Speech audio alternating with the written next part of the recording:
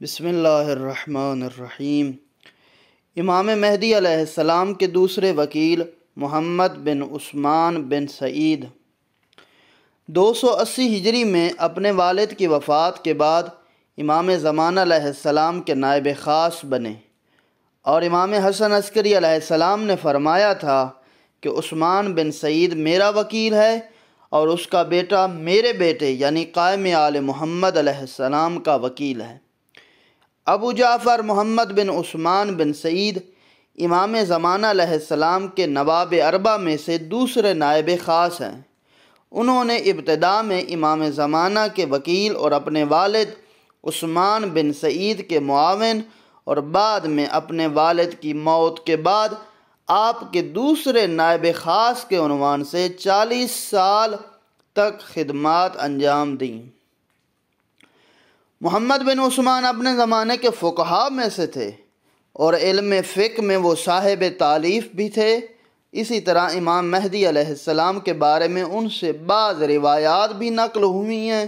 بعض مشہور دعائیں جیسے دعائے سماعت، دعائے افتتاح و زیارت آل یاسین وغیرہ نیز ان کے ذریعے سے نقل ہوئی ہیں۔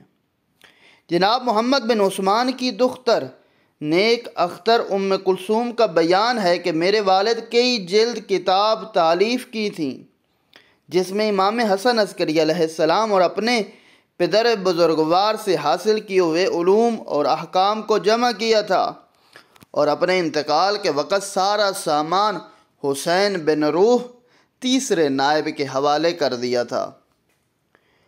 احادیث کے مطابق محمد بن عثمان اپنی موت کے بارے میں پیشن گوئی کی تھی، اور اپنی وفات سے 2 مہینے پہلے اس بارے میں خبر دی تھی۔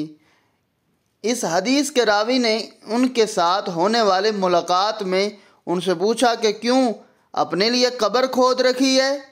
اس کے جواب میں انہوں نے جواب دیا تھا کہ مجھے اپنے امور کو سمیٹنے کا حکم ہے، کیونکہ میں 2 ماہ بعد اس دنیا سے جانے والا ہوں۔ امام زمانہ علیہ السلام کے دوسرے نائب خاص کی وفات جمادی الاول کی آخری تاریخ سن 305 ہجری میں ہوئی۔